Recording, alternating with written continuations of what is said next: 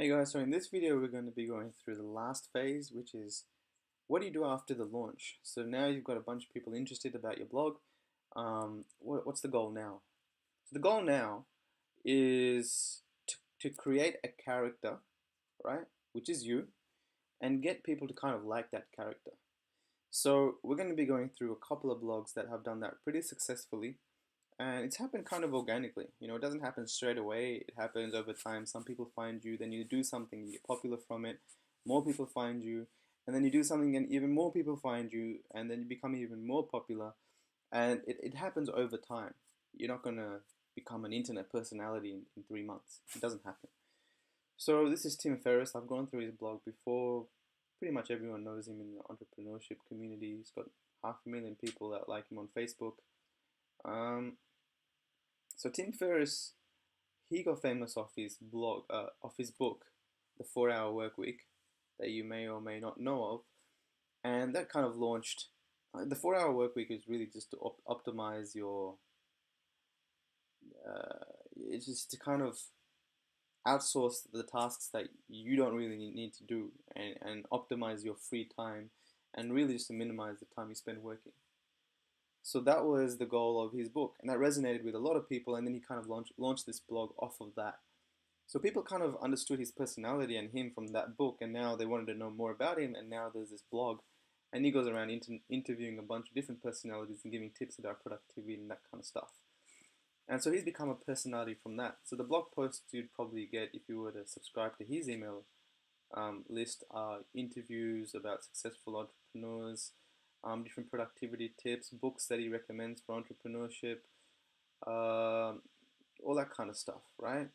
And and if you were to land on this blog for the first time, watch what he's doing. He's got, don't try this at home, let him try first.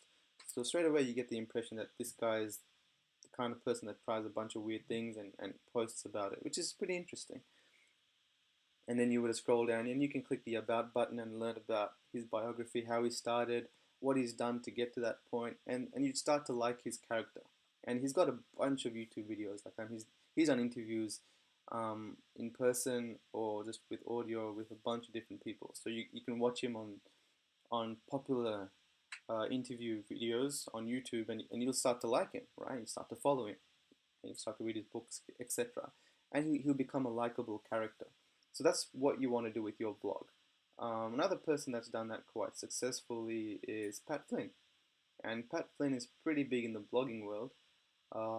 Look, last month's earnings, he's done over $100,000, right? I think that's profit, not too sure, maybe revenue. But I mean, it's 6 figures in a month. That's massive. So, I mean, you can click who is Pat Flynn and read about his story. And Pat's a nice guy. You'll probably resonate with him as well if you're a new blogger that wants to get to his point at some stage. And if you notice, they've kind of put themselves out there. They've got videos of themselves. They've got images of themselves. They're real bloggers, right? And that's something you'd want to do at a certain point. If you don't want to put your image out there, that's fine. But you want to become a personality that people like. So when people opt into your your email list, you don't want to start selling them stuff. They don't know you. You're not a marketer. You don't want to become just a person whose emails get ignored because people are just afraid you're going to be selling them more stuff. You can't do that. That's just called spamming. I know you want to make money from your blog, but you have to become a likable character first. You got to build that in these people. So you need to post them about stuff they want to hear. I mean, if people have opted into my form, my email list about my challenge, well, I've got to update them on that challenge about everything that I've done, what's contributed to my traffic, what stuff have I done to try and increase my traffic, where my successes are, where my failures are, what I think I'm doing right, what do you guys think I'm doing wrong. Engage with people, send them ebooks about big learnings that you've done, send them free stuff, all that kind of stuff. Make them like you, send them videos, send them interviews, send them all sorts of things that create an image of yourself where you are a person that people can resonate with, people follow because they're interested in about your journey. So that's really phase 3, and that's an ongoing phase that happens pretty much throughout your whole blogging career. You become a person that people like to follow. You send them stuff that they like, and now you're a character in their life that they follow just like they follow whatever One Direction or Justin Bieber or Beyonce. You know, you're John Smith of johnsmithblogging.com that they resonate with, because that's, you know, you're someone that they want to be at some stage, or someone that give them valuable information about whatever they're searching. So phase three is about that kind of stuff, and autoresponder emails do really well with that kind of stuff.